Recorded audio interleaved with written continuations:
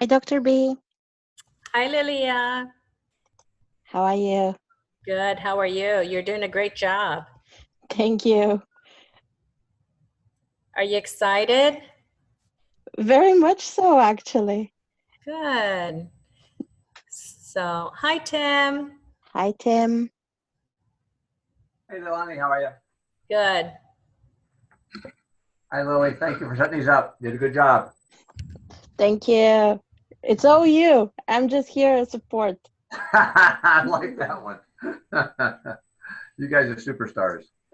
Good ambassadors this year. Aren't they doing great? Lily, are the students on now? It's all live? Yes, we are live and we have 14 students and counting. Yeah, excellent. Joining the call. So Robin and Pete, what we're doing, as we've talked before, we have about 150 students from 40 some odd countries, another 25 or 30 faculty, and then some folks we call ambassadors, which are former students helping with the program, are showing up in Canada around the 14th of July and spending a whole week at the University of Calgary being hosted by Leighton and his friends there. One of the folks you can see here, Leilani Almanas, she works at a university in South Florida near Miami Beach. She has taken on a task of organizing this whole thing. And this is the third one she's done. The first two are dynamite. This one's got to top it. And she was there, I want to say like 3 weeks ago doing a scouting tour. That's when she went for the skiing. Yeah, and 2 weeks ago. Two weeks ago. Also, you see Ernesto Tavoletti. He hosted us last year in Macerata, Italy. And they had an outdoor opera in addition to everything else. So this year, Leighton said, we're going to go to a ski resort. And we're going to do a bunch of other cool stuff. To heck with Italy. We're going to see a real city this year. And, for this particular call, we've assigned 10 teams to work on your challenge at 5 students per team. So there's 150 students in total. John from around the Woodlands, I think we have about 20 some odd on the call, which is good that each team will have at least 1 or 2 people here. They submitted some questions ahead of time. So they've been working about 2.5, 3 weeks on the challenge that you guys help us write. They get this call to hear answers to questions. They may ask a few questions that we'll see pop up as we go along. But this is your opportunity to, if you want to emphasize what the challenge is to them, what you want them to do, and we'll answer some questions. But let me start off again. For the students, you've got the challenge document, and it's a very, very simple challenge that Robin and her family run a ski resort that has some other things along with it. And Pete works very close with them, which a company that is put together 3 of the mountains that are near there to package those to get more and more people to come. So they've asked you guys as smart, intelligent, creative students, help them figure out things they can do to attract more people in the winter. So that's the simple task. Get more people to come to that area in the winter. And we'll start diving down into your questions. But what I would say for some of the questions I looked at, I would strongly urge you guys, go look at the media kit that is out on the website, Media Kit 2018, 2019. They talk about a lot of the promos they run, a little bit about social media and some other things. It gives you a pretty good background. And Robin, I forgot the video you sent me. Is that in the media kit that shows Robin and her sister? Probably not. Okay, we'll get that link to you, but you can actually, besides this one, you can see Robin and her sister at the resort talking to customers and taking you through the mountains. But this is a really cool challenge. Don't tell any of the other students I said this. But you guys got the coolest challenge. The other 2 are really, really neat. This one's cool. A ski resort. How can you beat that? Now, I also heard, Elaine, do you want to make the announcement about Robin, what she's going to do with these folks when they're out there Wednesday? Maybe we could leave that to Robin. All right, Robin, you want to talk about when the students visit you on Wednesday? Well, we're delighted to be able to welcome you guys. And in the summertime, we run a program that's all about educating about our local wildlife and the environment. So we'll have some lunch first in the Lodge of the 10 Peaks, which is at the base area. And then there'll be some opportunities to head up the chairlift, hopefully get a chance to see a grizzly bear or some other wildlife from the safety of the chair. And then there's some hiking opportunities up there. We'll have some of our interpretive guides to welcome you and give you a little bit of tips about keeping safe in the mountains. And talk to you about our area, and so you can enjoy our beautiful scenery and have a walk around up at the top of the lift. Our Wildlife Interpretive Center is there as well, so you can take advantage of the displays that we have set up and learn more about the area, and hopefully the weather will be not so snowy as it was for you, Leilani. Actually, it was an adventure. I loved it. I'm glad that it happened. Hey, Layton, I may not leave Lake Louise. I might just stay up the rest of the week. I'm gonna No, you have to come back and work. I'm sorry. Oh, darn. All right. So Robin and Pete, you want to say anything before we start asking the questions? Any general comments about the challenge and what you want the students to do for you? Well, I think I just generally kind of re-explain the role of Ski Big 3, and if the challenge is about attracting new ski areas to the winter, I'm pleased to have Pete here because that's kind of his primary role, is to attract people from outside of Alberta, be they from the US or abroad in the wintertime, and build our skier visits. So Ski Big 3 is just a very important organization to us from the marketing standpoint. So when we're thinking about attracting skiers to the area, it's not so much Lake Louise as it is all three ski resorts, Mount Norquay and Banff Sunshine together. We kind of believe that, you know, a rising tide floats all boats. So when people come to ski here, they generally ski at all three ski resorts. And that's a good point, Robin. So for the students on the call, even though the challenge is Lake Louise Ski Resort, just think about it as being that plus the three mountains. So they're trying to bring people in the winter to that area to do something. And I think there was one question about skiing. Certainly is a very big part of it, but there's other activities they could be doing, or there's some things you guys may come up with ideas of. They're not offering it now, but they could, and that would attract people. Exactly. Steve, you want to say something about Ski Big 3? No, I think Robin said it quite well. And I believe the document that was sent out gives a bit of a history of the area, as well as how Ski Big 3 was how it came to be. They're all owned by different families, but then work really closely through the joint venture of Ski Big 3. And as Robin was saying, visitors that come here from outside of Alberta do ski all of the mountains. They tend to come for longer stays. We see the average of around 4 nights and 3 days from most of our North American markets. And then the markets like the UK and Australia tends to be quite a bit longer.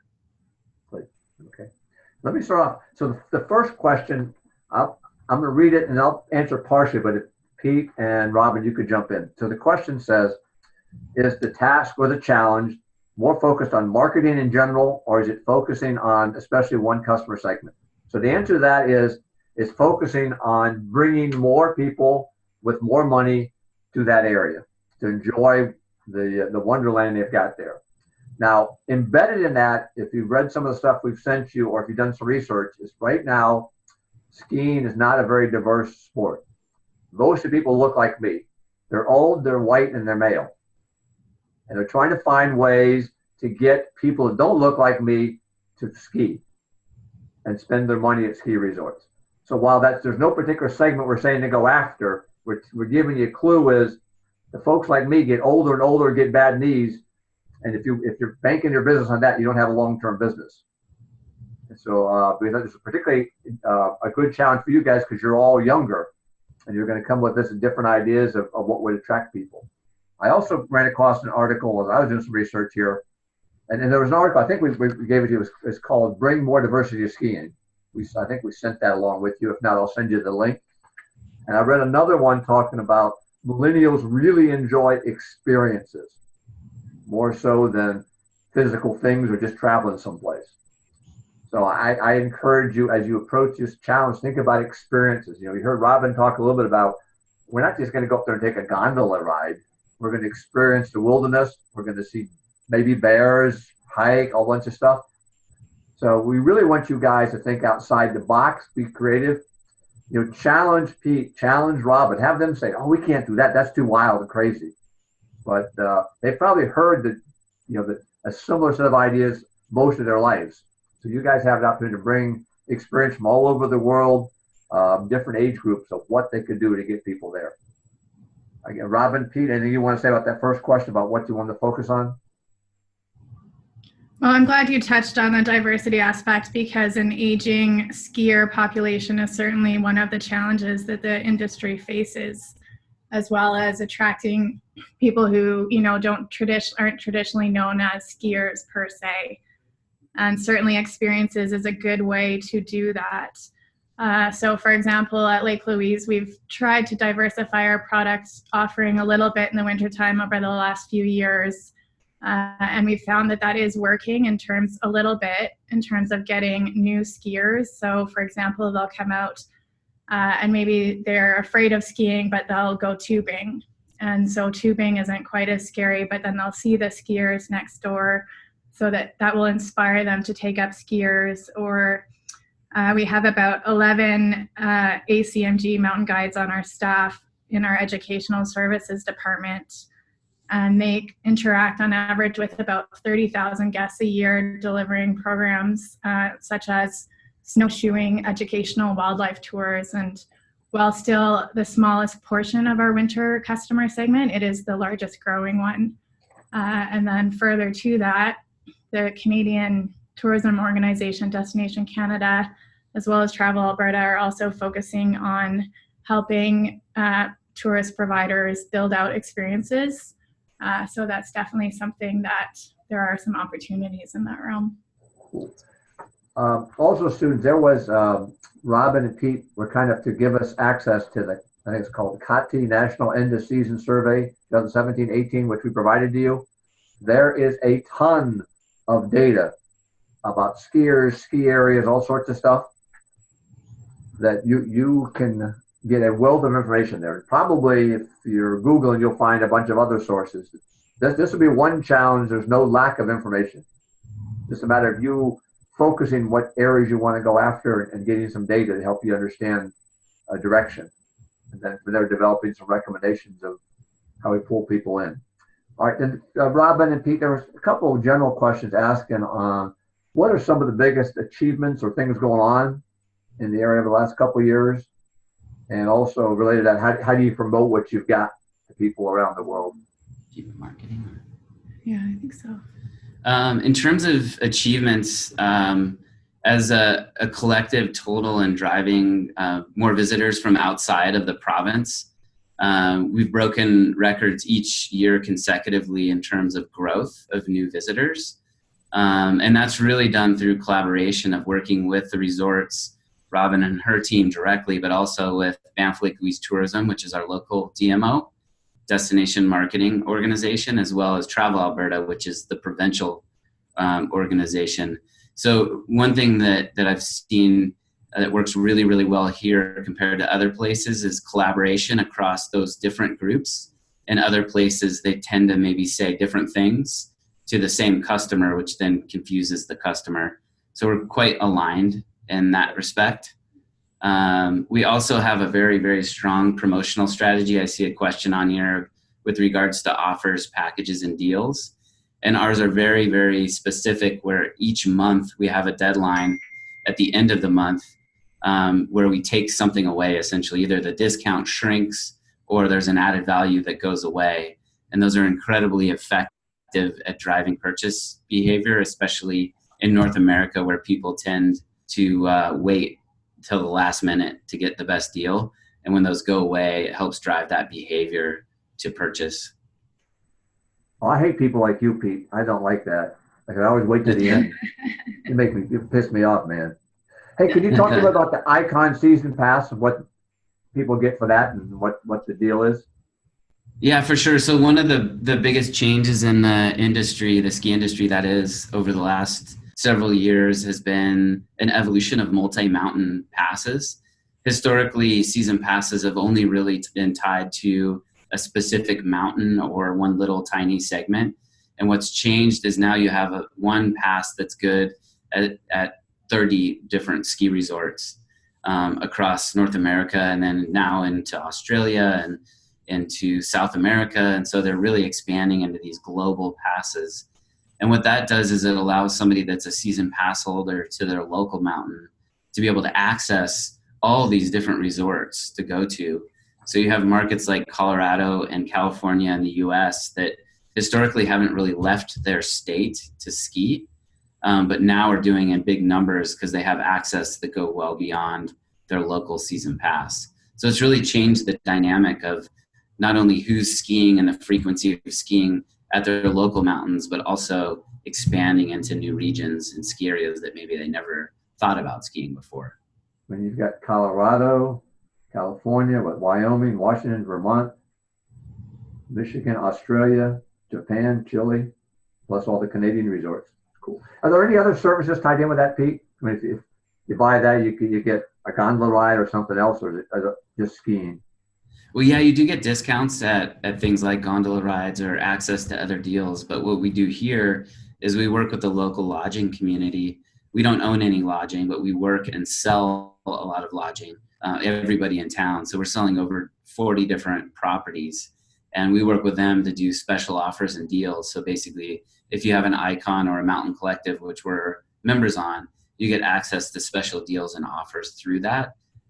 We also did a thing called the Trifecta Challenge, which was if you skied all 3 mountains, you got a free beer, compliments of one of the restaurants in town.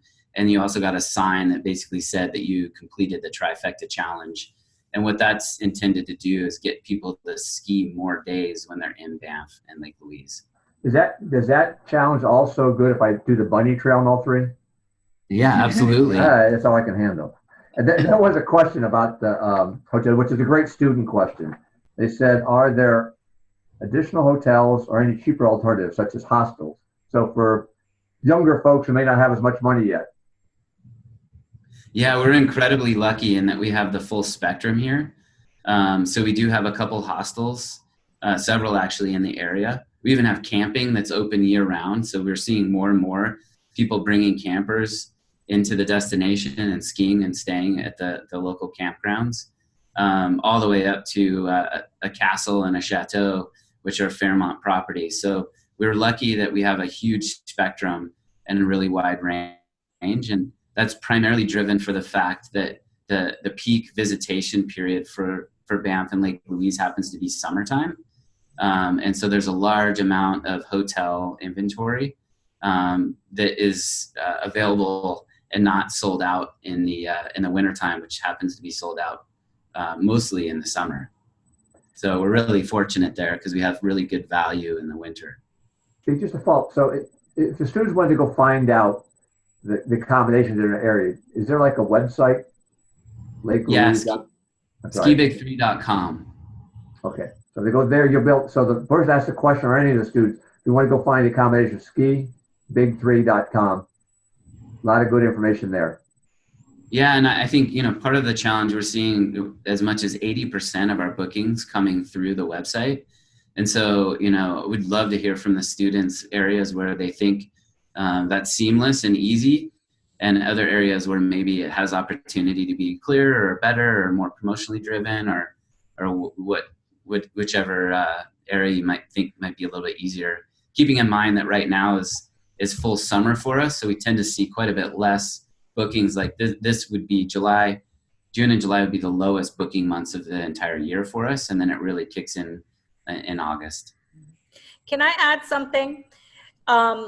When I was at the ski lodge, you guys had this camera that we could track what it looked like up in the mountains, down in the valley, and in front on the other side of the mountain. And when I came home to Miami, that camera was still kind of programmed into my search, and I could take a look at what's happening in your ski lodge right now if I wanted to. And I think that that's really a great service that you do for the rest of the world. That's great feedback. Yeah, our webcams are probably our most visited at the Lake Louise ski area anyway. They're the most visited part of our whole website. Skiers, especially regional, but even from abroad, they are very keen to always be looking at those cameras. So that's a very popular service. I actually recommend that students start taking a look at those webcams to see what's going on, on a daily basis where you guys are, just to get a feel of what it's like. Is that the Lake Louise Ski Resort website? Elani? Or Yes, Robin? yes, yes. Cool. There are webcams through Ski Big 3 site for all the ski areas. Mhm. Okay. So Ski Big 3 is going to be a great site for you guys. Hey, Yeah, Pete, it's a huge, the webcams are a big driver. Mhm. And what's interesting is we'll put a lot of marketing effort pointing people to that during certain times of the year. And we do a fair amount of snow messaging. You know, skiers want to know where it's snowing, and where it's snowing tends to be the places they like to go. So we put a lot of marketing effort in there when it is snowing and turn it on. And then interestingly enough, once you hit January, a lot of people that are in markets that aren't close to ski areas don't really want to know about the snow. So we don't market it as much in places like Texas once you get into January, because they really hate it when it snows there. They want it to snow there, not there. But it just, what I liked about it, it made me feel really connected, even after I left Calgary in Canada, that I could still look through your webcams and feel like I'm still there. So I think it's a great service. That's great. Hey, Pete, a follow-up question to when you're talking about the website. One of the students was asking about an app. Do you have apps? Are you developing apps?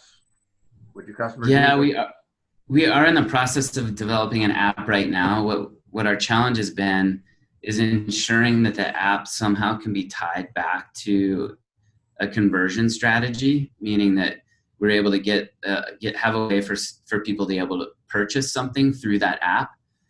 So it's connected and tied into all of the inventory and all of the sales opportunities that happen within our website, pulled into the app. So it'll be something that we'll roll out next winter. Yeah, I saw a question pop up. One student asked, you had mentioned about 80% of your bookings come from the website. They asked about the other 20%. I'm assuming those are through tour companies or something like that. The other 20%, and these would be direct. So these would be the sales coming through our own specific channels here. Okay. The rest would come through the phone, through our call center that we have, Vacation Center. Gotcha. So, okay. And that tends to be a slightly older demographic or more complex vacation, where maybe they want to go to multiple places, or they want to stay at the chateau in Lake Louise, and they want to stay at the Banff Springs Hotel, the Fairmont that's in Banff, and they want, transportation, logistics, and all that they want to sort out. So those tend to be somebody. Okay, more complex. We do about 25% of our business through tour operators. So these are resellers of vacation packages that either maybe go through a travel agent or through a large tour operator. Right. If the student's not familiar with that, a lot of those would book a charter. So say they got 100 people interested in Germany. Actually, a good example. I also live in Florida. In our local county, we have a ski club, and it's about 200 members. So they would book a tour, say to Lake Louise, and the organization takes care of all the travel arrangements, books flights, books the resorts, books where you're going to stay, skiing, all that kind of stuff. So that's what he means by tour operator kind of things. Exactly. Good. There's two questions I enjoyed. One was asking you about what type of skiing you got, diamond, black, this, that, and the other. Can you comment in general, Pete, about the different kind of trails at each of the mountains? Yeah, we have a wide variety at each one of the mountains in terms of ability levels, from easy first time carpet, magic carpet skiing, so you can access it without even having to get on a lift, a chairlift. I love that. All the way up to very advanced terrain, and everything in between. Really, really amazing terrain. I didn't grow up here. I grew up in another ski market that I won't mention, and this place is way, way better skiing. In terms of capacity, is it skewed one way or the other? More expert skiers, beginners, and somewhere in between? I think it varies a little bit by market. I can let Robin speak to Calgary. The destination skiers we tend to see are what we call dark blue skiers. So a green would be a beginner, and a blue would be an intermediate, and a black would be advanced. Okay. And we tend to, our sweet spot's sort of in between the upper intermediate and lower advanced skiers. We see the full spectrum, but that tends to be kind of where we see the biggest chunk of visitors. Well, it's pretty similar for us regionally as well. Definitely, we have probably more high intermediate terrain and less beginner terrain right now. We call some of our so-called green runs dark green because they're a little bit harder than, you know, your average mountain, but we are working on a development plan that's going to add a lot more beginner terrain, hopefully, if we get that approved in the next few years. Great. And related to that, I'm not sure why this question was asked, because only I would ask it. They ask about the frequency of accidents in the closest hospital. You don't have to answer that if you don't want. Well, it's hard to comment on the frequency of accidents. It kind of depends on the month and the year. We do enjoy less accidents than industry average. And there is an excellent hospital here in Banff, the Mineral Springs Hospital, that does take care of skiers if need be. Very good. If there is a serious accident, they'll be helicoptered to Calgary. Oh, we don't want that. Yeah. Well, the good news is most of our snow here is natural snow, which tends to be quite a bit softer than some of the snow that's man-made. So. Oh, I hate that icy stuff. That kills me. Deep powder. Deep powder. That's good. Going back, someone asked a question earlier online. They said, "Why is it that the Lake Louise ski resort is not operating at maximum capacity in the winter?" Maybe you could give us some idea. So if the summer was maximum capacity, what would winter be? 60% of summer, 80% of summer? In terms of occupancies in hotels, or skiing, just use of the facilities. Okay, well, in the winter, I'd say our summer business right now is maybe just over a quarter of our winter business. So we get probably about 4 times more customers in the winter than we do in the summer. Our summer program is growing, but so we build, because we're much busier in the winter, we build our facilities for winter customers for the busiest day. Right now, our facilities are bursting at the seams if there's somewhere around 7,000 skiers there. Okay. So that's kind of what dictates our capacity, is our lodges and lifts. Right now they're built for 6,000 skiers a day. And with these development plans, in the next 10 years, we'll be building for a capacity of 10,000 skiers a day and 11,000 visitors associated with skiing. So tubers, sightseeing, snowshoers, grandmas, what have you. Yeah, that's a good point for the students. So what Robin was explaining to you, they have plans to basically double their capacity. So while they're doing well today, they need to make sure they've got a pipeline of customers coming so that as they add capacity, they've got customers to support that. Also, students, when you're reading through the stuff, they're located in a national park, and you just don't go build things overnight there. Robin gave us access to some really cool documents about a master plan and some documents where she applied to the governments of, here's what we're going to do, here's how we're going to maintain the environment and grow and those kind of things. That's really important there. There's some restrictions on what they're doing, but more importantly, they want to make sure they maintain the national park environment as they grow. That's a big part of the experience. Well said. Yeah, that's a very key aspect for us in terms of our planning, is the environment comes first always. And from a business perspective, that translates to, you know, restrictions on what types of activities we're able to offer and that sort of thing. But as we go forward, as you say, it's always going to be our desire that you really get a national park, wild, pristine feel when you're here, and you're not kind of in a Disneyland type situation, but the nature here really is intended to always come first. And then, Robin, there were a couple of questions. I'm sorry, go ahead, Pete. You going to say something? Oh, I was just going to mention that one of the biggest opportunities, probably industry-wide, but certainly within this region, is to spread out the visitation throughout the week. Yeah. And so, you know, most places, especially close proximity resorts to major urban areas, tend to see the highest visitation on the weekends and the holidays, but mostly the weekends. So the opportunity is to spread that out over the week, and make that a little bit more smoothed out. But also, when you have destination visitors, people coming from outside of Alberta, they tend to come for longer stays, and that helps to start to do that. Okay. So another one, students, while you're looking at recommendations, things that would help get people there Monday through Friday. I would say Monday through Thursday, because now that, as you would expect, people might be leaving work early on Friday, go to the mountains for the weekend, but you can help fill in the other days. Yeah, Leilani, we can say that. Yep, I have a comment because I was actually there on a weekend. I think I arrived like Monday or Friday afternoon, and we actually left on Monday.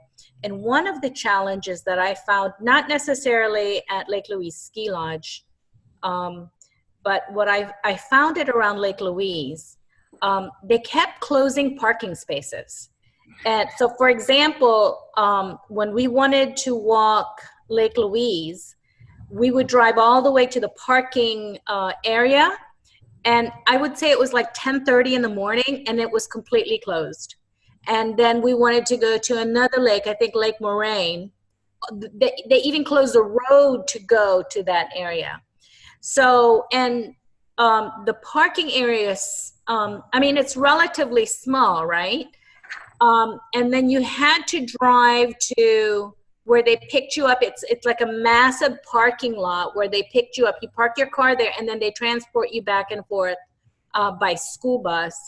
And I think that route took about 20 to 30 minutes to go from that parking lot, to those areas. Is that something that can be improved? Because I would venture to say that if you guys really increased your market share, that the capacity just for something so simple as parking might be prohibitive. Yeah, it's definitely, we have challenges in the destination in the summertime only when it comes to parking and transportation. So if you were to visit during the winter season, you wouldn't see the use of those extra parking lots, and the system kind of works completely different in the winter time. At the Lake Louise ski area, we do have ample parking in the winter, and our plans include doubling our amount of parking spots. So we don't anticipate parking being a problem in the winter going forward whatsoever. That said, there are opportunities absolutely to solve the summer parking issues. But again, that kind of goes back to being in the national park and talking with Parks Canada and some challenges that we have in terms of wildlife corridors and things like that. So yeah, the short answer is that parking isn't anticipated to be a problem as we grow our ski product, but we have work to do to make it a better visitor experience in the summer in the destination. We do have lots of parking at the ski area, but it's a bit convoluted, as you say, in the summertime.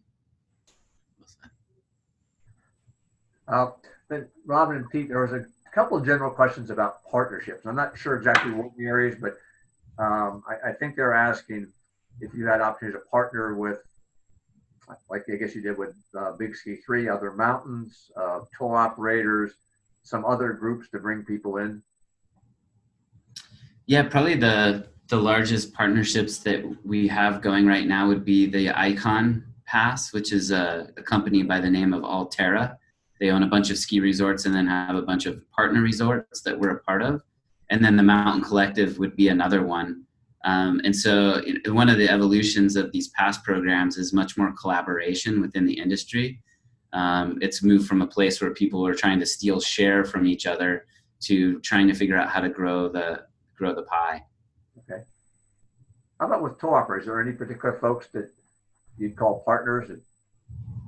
Yeah, they tend to be very market specific, where in UK and Australia and Germany in particular tend to be very traditional markets in terms of how people book. In North America, people tend to like to put the whole vacation package together, including every component, whether it's the airfare, the lift tickets, the lodging, the activities. They like to do all of that on their own. In the UK market, they tend to go through really large consolidated tour operators. And we work with, there's 5 of those big tour operators in the UK in particular that we have very close relationships with, and run multiple marketing campaigns with them to try and drive people to come here. Gotcha. Now, what kind of campaign would you use with one of the tour operators to try to convince them to send folks your way rather than some other mountains? We tend to do a fair amount of social media with them, but then they also have really large databases. So we'll work within those databases to try and attract the skiers that are the most likely to come here. So maybe somebody that's gone to Europe 2 or 3 times, the opportunity to get them to fly overseas and come to Canada would be higher likelihood than their first time skier ever into their system. I want to ask you, in terms of social media, can either one of you talk about what kind of things you do in social media? Yeah, sure. We do a fair amount of, obviously paid is pretty much, there is no organic any longer. When it comes to social media, it's pretty much all paid in terms of how your distribution works. So we work what was the organic channel even as a paid channel now. And then we have a heavy paid channel, which is all basically advertising that we drive through. And we have a really strong program that's pushing each one of the deadlines we put in place. So again, using that sense of urgency to get people to commit to their trip to come here. So that's based off like keywords. If I'm searching for something, skiing or winter vacation, you guys are going to pop up. Yep, exactly. Yeah. So we do what are called branded terms. So all the terms that are Banff and Lake Louise and Ski Big 3. And we push those hard, but we'll also go to non-branded terms that would be things like ski vacations, at a higher level, where you'd have more competition, and those tend to be more expensive terms to search for. Yeah. Okay. And again, students, as you're looking at this is an area it's fairly rich, where you guys understand it better than a lot of us. Yeah, for sure. How do you get people's attention to even know you're out there? So even if they want to ski, then you got to get them into the funnel so they're looking at you. And those are all things, you could bring with us. And maybe just to digress for a second, when we were talking a couple weeks ago about what makes a good presentation and why do some teams stand out from others, it was a completely different company. I had my students at a case competition a couple months ago, but this one team had a similar challenge to grow a business. But what they brought with them, in addition to the normal recommendations, they actually had an app they had developed to show how they're going to drive traffic there. So they put up on the screen while they were talking, here's the app we developed. If you put this term in, here's what it does. Here's how easy it is to use. It's all off your phone. That the client, even though some of the ideas weren't all that good, they go, wow, they took enough time to go show me what the app was, how it would work, why folks in this demographic would use this app versus something else. So don't be afraid to go the extra step. So Robin and Pete, remember your presentations, the ideas you got. Yeah, we're open to all suggestions. Yeah, more the better. That's right. So Robin, in terms because you have a family-owned business there, are the people you work with partners in terms of like we talked here, other ski resorts, booking companies, financial investors, whatever? Is that part of the equation in terms of how you guys look at it, particularly when you expand? In terms of the financing end, it's our intent there's 4 of us in our family. We're full owners, and the intent is to remain that way. Okay. Perpetually. No outside financial investors. Partners in terms of financing. Okay. Because I think one of the questions was getting at, like, we looked at different ski resorts, let's say Colorado, and who'd you say, with Alterra? Yeah, I think they bought a lot of ski resorts around different places, right? Yeah, there's a lot of consolidation happening in the industry lately. Okay. This industry kind of goes through swings every 15, 20 years or so, where there's a lot of consolidation and then some breakups and what have you. But with Alterra and Vail, they've been pursuing a very aggressive growth strategy lately and snapping up resorts across North America. So yeah, our competitors are much bigger now, with those two being the primary companies in the industry. So it's not that common to be a family owned and operated ski area anymore. Right, but you guys want to stay that way. That's right, yeah. Right. So for the students, again, I think I read it in the, I forgot where I read it, but I read a lot of stuff. But just brief history, and Robin, please correct me because I'll get it all wrong. But your father owned the ski resort, and then he sold it and was doing something else, and then he came back and bought it, and it's all family. So it's in the family's blood that they do That's this. right. So they're not bringing outsiders in to do it for them. So the partnerships can happen in a lot of different areas, but it's not going to be from an ownership standpoint. They're quite proud of what they've got, and they're doing a great job. Hopefully. Yeah, for sure. We're gonna all right. There's some of the other questions. There's another one asking about financial information. Let me make a comment to the students. I wouldn't worry about that here. That, you know, they're driving skiers. They want to have other services to provide. So this is more of a marketing kind of exercise than a financial one. So I presume lots not available because it's family owned, but I really don't think you need it for this one. That, you know, if you think you did a number, you know, what they charge for a ski pass, we can get that. But in terms of sales and profit margins and stuff like that, just assume they're doing okay and cash flow is okay. So they're going to be able to implement the master plan they're talking about, and they're going to keep it in the family. But beyond that, don't obsess or get concerned about the financial side. We'll say things are okay there. And if there's something, again, if there's something specific you're trying to get at, just drop me a question and I'll try to, or drop it through your ambassadors, and I'll get you an answer. But for general financial statements, really not necessary. Is that a fair comment, Robin?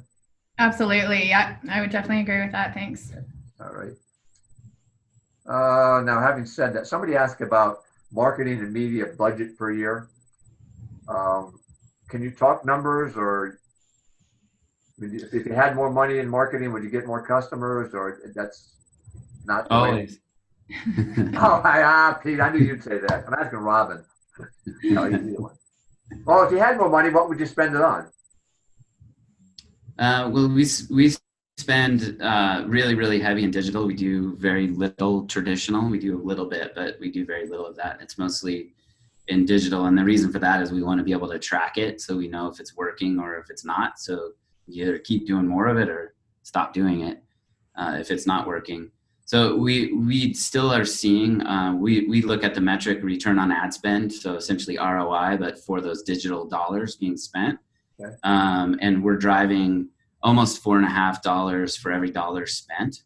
And so what we look at is what's the point of where, you know, the diminishing return happens on that return on ad spend. And until we get to that point, we feel confident that we're driving a really strong return. You didn't answer my question, Pete. If you had more money, would you just do more digital, or would you do? Yeah, first place that we would go is we try and find that saturation point on a return on ad spend before we move into other channels. So if it dropped to like 2 to 1, then you might say, "Hey, I think I got too much digital." Exactly. What's the point at which you would crack? If you're 4 to 1 now, how low would it fall before you'd say, "Hey, dollars are not helping me anymore"? I think that if we were hovering in the low 3s, we would probably make a change on that. We're constantly optimizing across social, search, and display. And as the team on the phone will know here, all the students will know that that landscape is shifting considerably. So every year you see all of that moving around quite a bit. And so we're constantly optimizing that week by week, day by day, to ensure that we're spending it the most effectively. And one interesting thing, some of the students on these teams are from other ski areas around the world. So they'll bring a unique perspective in terms of what they're seeing in their marketplace. That could be applied. And some are like me from warm weather markets that are going to have a different view of how you attract them. There was a general question, Robin or Pete, about where you're drawing from currently. I think we have the data, but could you maybe take a minute? So if you look at your last winter, where were people coming, or how many were local, how many from other countries, the U.S., Germany, whatever? Well, our local business is mostly our seasons pass holders and holders of our Louise Plus card, which is kind of like a discount loyalty card, which gets you discounts for a skier visit. But definitely seasons pass holders would be our local bread and butter. Probably on any given day, you'd see about 25 to 30% of skiers on the hill being that market. And they're from within driving distance of your area? Yeah, Okay. but certainly going back to the original question, our successes over the most recent years has been growing our international business, and our regional business has been kind of lagging behind a little bit. There's been a lot of changing demographics in Calgary, and our Calgary and regional markets are not growing as quickly as our destination business, which is why there's probably the most opportunity, especially as we grow, to attract more internationally. But still, there is, a significant regional skier as well. Okay. So we say 30% local. That of the 70%, what percent would be? What is your next market then? United States? Yeah, in fact, 2 years ago, the U.S. surpassed Canada in terms of our destination visitors, those that are coming for multiple nights to stay with us. Okay. Within the U.S. market, California is really, really strong. Texas is really strong. We do see a fair amount of Chicago, the tri-state New York area. We see quite a bit out of. Florida tends to be much more of a ski club market than it is an individual ski market. So thanks for that. Thanks for coming. Thanks for sending your friend. And the Colorado market was one that historically has not been a market for us at all until the Icon Pass came online. And it was shocking to see the growth that we saw out of Colorado as a result of that. So we certainly are seeing visitation as a result of the growing multi-mountain season pass programs that are out there. And then the other ones, Pete, you said that Germany and the UK are pretty decent markets for you guys? Yeah, for sure. The UK would be the next biggest market outside of North America. And then Germany would be kind of a distant fourth. And Australia kind of falls in that same category. We've seen percentage-wise a large growth out of China, but it's still a very much an emerging market for us. And those tend to be experiential to just discover skiing, not so much to come on a ski vacation. Right. Mexico might fall a bit in there. Yeah, Mexico's the change in visas that happened a couple years ago into Canada. It's really increased the amount of access airwise out of Mexico, but also the amount of visitation. And we tend to see them happen in the spring. They travel quite heavily around the Easter timeframe. And for the students on the call, a couple key things. I mean, we're all international business folks here. He talked about visa requirements. So if it's easier to get someplace, that's going to make it easier for them to go there and ski. The other items are exchange rates. That if they're moving in certain areas, and I know you can't predict that, but that Pete was telling me a story in one of the calls that they would check the exchange rates every day to make sure to understand what was going on, because that would affect some of the markets. Now that was happening. For sure. Yeah, and it's quite favorable into Canada right now compared to many other destinations. So that's really helping fuel the U.S. visits. Okay, I read one question. Somebody says, does the resort management organize any local, regional, international events during winter period? If yes, what are the events? What impact does it have? Now, I think you have a World Cup ski event there, right? Yeah, so we kick off the season in late November. We're the first stop on the World Cup tour, which, it doesn't necessarily attract a lot of visitors per se to the event, but we benefit from a marketing perspective because it is broadcast on TV around the world.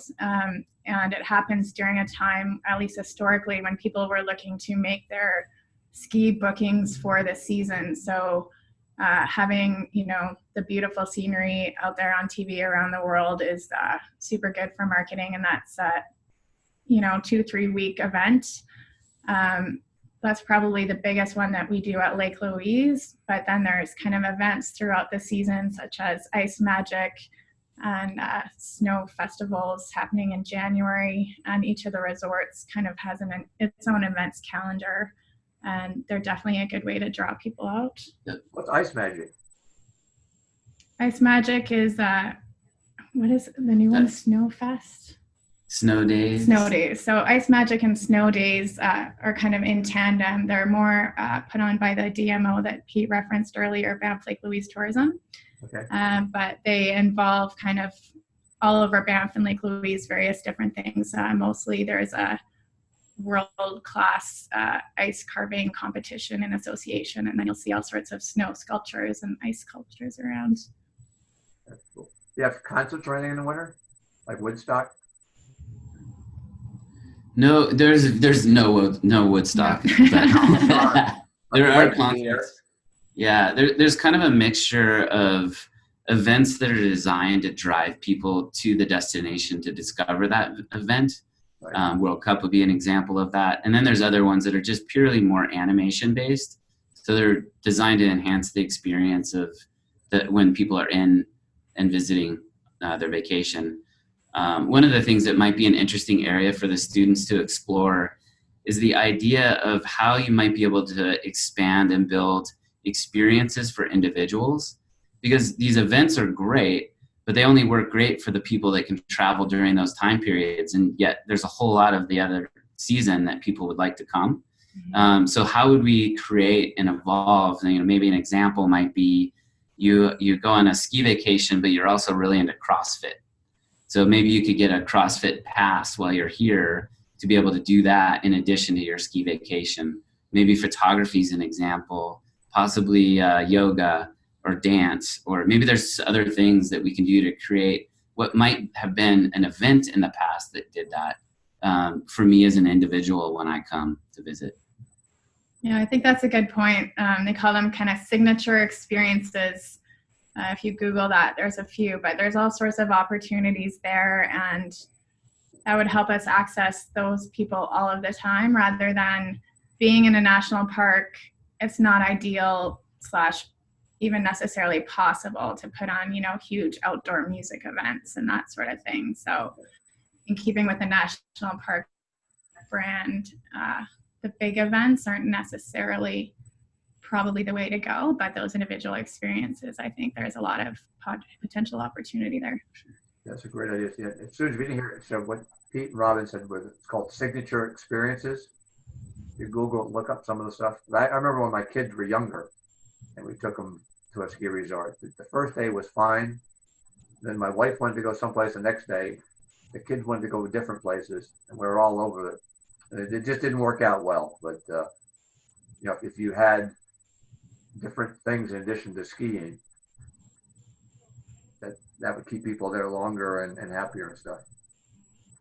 Yeah, it gets a bigger, broader mix of visitors to come in, but you can still get folks like Tim that are super passionate to be able to go on the ski trip that they want to have. I like watching people ski, Pete. I'm usually at the hospital after the first day. Let's see. I don't believe it. Yeah, this question, Rob, was maybe you could just spend a couple minutes. It's talking about short-term, mid-term, long-term, but you and your family have this vision of almost doubling your capacity. Can you just sort of talk about what that vision is, what you'd like it to look like a couple of years or several years down the road, and activities and stuff? If it was a perfect world, you could make it happen exactly what you want. What are you guys thinking now it's going to look like 5-10 years from now? Yeah, so 5-10 years from now, hopefully we will have quite a few more lifts built, as well as some new ski terrain, as I mentioned, particularly some more beginner and intermediate terrain to fill out a gap that we have now, as well as we're planning to build a lodge on top of the mountain to provide more of a 360-degree view that will be used winter and summertime and growing out our interpretive programming. So more educating about national park values and UNESCO World Heritage Site values. And part of our heritage tourism strategy involves an Indigenous component. So we'd like to work with our Indigenous neighbors to help tell some of the stories of our First Nations people. Also, probably just kind of continuing to showcase local arts and culture and more snow sports opportunities. So building an ice climbing wall and having a skating rink at the ski hill.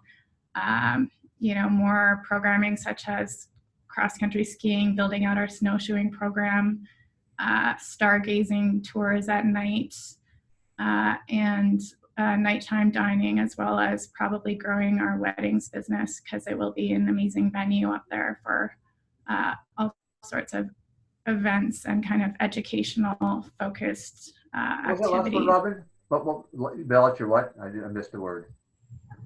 Educational focused activities. Oh, education focus. Okay, sorry. Educational focus. I had a question about that one for you. So today, do you have like 2 small lodges or resorts, but you have to hike out to them? We do. We have one. So it's called Skokie Lodge, and it's 11 kilometers from the backside of Lake Louise. It's very popular in the summertime and almost sold out in the winter, but there's more vacancy in the winter. So you can snowshoe or cross-country ski out or hike in it in the summer, and it accommodates, I think, 33 individuals within the main lodge and some outlying cabins. When they get there, do they stay there, or they just as like a way station as they go further out to someplace They else? stay there. So we have a lodge manager and a couple other staff on site that take care of them. I think it's Canada's highest altitude kitchen. They get treated to a really nice tea when they arrive, nice dinners, breakfast, and then they get advice during the day in terms of what kind of hiking or fishing or whatever they want to do from there. And then they'll generally 2 to 3 nights would be an average stay. Okay. So they're the hardcore snow skiers. You'll want some experience. You won't want to be a complete beginner if you're heading out there, but you don't need to be an absolute expert. In the summertime, it's obviously easier to hike in than it is probably for most people to ski or snowshoe in, but. Leighton, can I do that? That Wednesday we visit up there? Sorry? Skokie? I think I'm getting to know. Next time. Darn, all right. No. Oh, here's a good question. And I don't know who this one's for, but it wasn't my question. What's the nightlife around the resort in town during the winter? Nothing. No, There's a lot more nightlife in Banff. If you're somebody who wants to enjoy, bars and dancing, I would recommend staying in Banff. There is a lot of different activities in Banff for that type of crowd. And if you're somebody who, wants to experience quiet and serenity, then Lake Louise is probably the place for you. That said, if you are in Lake Louise, there's, 2 bars and there's excellent dining, excellent quality restaurants. But the nightlife in Banff, there's all sorts of bars, bowling, distillery, brewery being built, one that's in town, multiple nightclubs. There's lots and lots of nightlife here. And for the students, Robin and Pete, we don't have their camera on, but I think both of them, I'm guessing from what they do, they're probably about 18, 19 years old. Yeah, right in there. So they're the same age as you guys. Yeah. Robin, just a question, just to get my perspective. When you get into the ski lodge, as you're looking towards the gondolas, to the left are also lodges, right, that you can rent? If you're staying in Lake Louise, all of the hotels are in town. So the only ski in, ski out property of the Ski Big Three is at Banff Sunshine. They have a hotel right at the top of their gondola where skiers can stay and ski out. But because of our national park status, you can't stay on the mountain. So those buildings that you saw would have just been other day lodges at the base area there. Got it. Okay. Yeah. Rob and Peter, I'd like you to do two things in the next 2 minutes we've got. One, that if you want to take a minute to wrap up talking directly to students, the challenge and what you would like to see from them when we get there in mid-July. Sure, yeah. I mean, just as you were saying earlier, don't be afraid to restrict your ideas. Be creative, and if you have any other questions, by all means, we're happy to work through those with you, but hopefully you've gotten a good overview of our business. Just keep in mind definitely our national park constraints, as well as, the things we talked about on this call, how we can increase diversity and create more awareness broadly in the international markets to get people to come out, I guess. Yeah, that's great. I mean, I would say the only thing I would add is that air access for those destination travelers coming from faraway places is critical. It's a lifeline to us. Mm-hmm. So it's pretty challenging to get people here from markets that don't have that air access into. So I encourage you to take a look at one of the air maps just to see what is coming into Calgary, because those probably would be the places where we'd have the highest and best opportunity to tap into new visitors. I did see a question on here of how many people are new versus repeat. In terms of destination, we're about 50% new to repeat. Okay. And Pete, your comment about the flying. So look at what airports are connected to the Calgary airport. Exactly. Okay. And for the students on the phone, if you have any friends that are doing this, we have another 50 students working on the Calgary airport, and one of their challenges similar to that. So grab one of those folks; they can give you some insight into who the big carriers, where they're coming from. That's really there might even be some great hybrid ideas between the groups. Mm-hmm. That would be great to see. What is the distance from the Calgary airport to the ski resorts? It's an hour and a half from the airport into the town of Banff, and there's no passes. There's hardly even a turn. It's a straight 4-lane highway that's really well maintained. And one of the advantages that we have here compared to the other big ski destinations is we don't see a lot of traffic on those highways. It's smooth sailing all the way from the airport here. Right. You're another, 20, 30 minutes though from Banff, right? Like Louise Ski Lodge? Lake Louise is, it's about 30, 40 minutes from Banff. Yeah. Probably 45 really in the winter, especially. For our purposes, when we drive in from the University of Calgary, I think we're anticipating 1 hour 45 to 2 hours to get to you. That would be about right. Yeah. Given that week, I would give yourself at least 2 hours. There's some construction on the highway right now and probably will be happening then too. Can you just give us some recommendations as to how to prepare to dress when we go up there? Because I know for me, that was my biggest misconception, that it was summertime. Yeah, the thing about Alberta weather is it changes every 10 minutes and it's just not predictable. So I would say come prepared for any eventuality. It could be, a shorts and tank top type day, or it could be a winter jacket type day. Appropriate footwear for doing some hiking would be definite, no matter the weather, and layers. Mm-hmm. I'd probably bring a jacket no matter what. Yeah. And then the last question we got for each of you. We got all these students that we pray someday they're going to graduate from college and get a job. But they always curious about the background of the people we're working with. If you, either one of you or both of you wouldn't mind taking just 30 seconds, your background in terms of how you got from school to where you are now. Go ahead, Ron. Okay, so I did my undergrad in Calgary at Mount Royal University in communications journalism. And then I worked in media relations and corporate communications for quite a few years, mostly with the federal government, with the Canadian Food Inspection Agency doing media relations. And then I went to Vancouver. I did my MBA at Simon Fraser University. And since then, I've been full-time back with a family business for the last 7 years or so. So that's a quick snapshot of how I got here. Outstanding. And by the way, I think we have a couple of students, right, Leilani? from her undergraduate institution? Yeah. Well, we have, of course, University of Calgary is our host, but we do have several students from Mount Royal. One that just off the top of my head, because I'm working with her with a program, is Catherine Chow, who is at the School of Business at Mount Royal. And I think there's one other ambassador, can't remember her name. And we have many students are MBA students, so. All right, interesting. All right, Pete, how about yourself? I've been in Canada for 5 years. I was born and raised in Boulder, Colorado. I went to University of Colorado, studied international business there. No way. All right. And we stayed in the industry. I worked in Aspen, in Durango, Colorado, in Telluride, in Tahoe, in California, back to Copper Mountain in Colorado, and then had the opportunity to come here.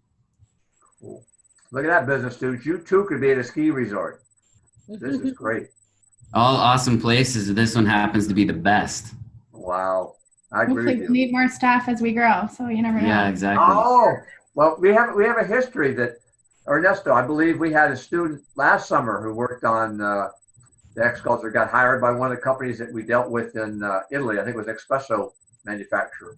Yes, it was Alina that was working with Nuova Simonelli, and then she had an internship with Nuova Simonelli, and she's still working there, and she will be there till December. She has a contract, and she's extremely happy about working there. She was so grateful to us, to X-Culture, and yeah, so it's a really good story. We had the same situation happen with one of our students in Miami. I think her name was Reina. And it was actually in Italy where UPS sent me the video where they hired her at UPS corporate, but they recruited her out of the X-Culture Miami project. Yeah, it was a big achievement because, you know, the company is an SME and they do not employ so many foreigners in managerial positions. So Alina is from Belarus, and it was a big achievement for her. Very good. Leighton, do you want to say anything before we end the call here?